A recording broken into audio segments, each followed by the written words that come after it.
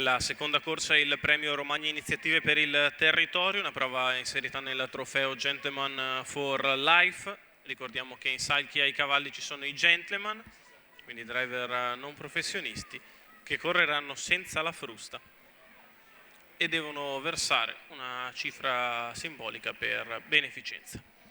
Si parte, sono in 9 al via, con il numero 1 Bellatrix Font Giovanni Ghirardini, 2 Boato di No Luigi Starace, 3 Ekemec Matteo Zaccherini, 4 Big Capar Carlo Ulivi, 5 Beethoven Griff Giuseppe Rizzo, 6 Becky Black Dante Andrea Venezia, 7 Billy Pan Roberto Marinangeli, 8 Tancredi Sartor Michela Rossi, 9 Boniek Spritz Aldo Mignano.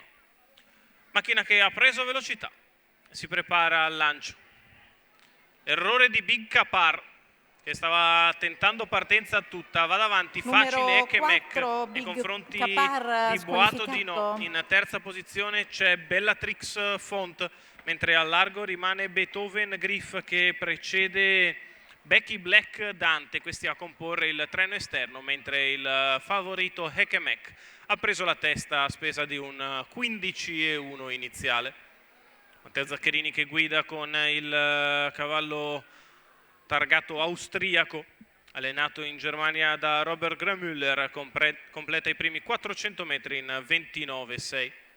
Ekemec in vantaggio, Boato di No nella sua scia.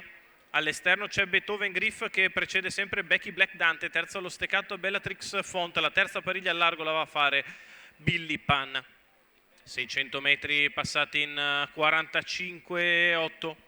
Al passaggio davanti alle tribune, Ekemec in vantaggio, punta deciso in avanti Billy Pan che scavalca Beethoven Griff e si porta a lato di Ekemec, quale ha fatto 800 metri in 1 minuto e 4 decimi. Riparte sotto la spinta di Billy Pan che è minaccioso al suo esterno. Perdono battute quasi tutti tranne Boato di No su questa accelerazione secca, la piegata addirittura in 14,3. Ekemec che è stato costretto ad aprire i rubinetti a tutta sull'attacco di Billy Pan, che è sempre proteso al suo esterno. Boato di No, spettatore interessato della lotta che coinvolge i primi due. C'è addirittura 13,9 la retta di là, 28,2 questi 400 metri. Ekemec si difende da Billy Pan che continua insistente al largo.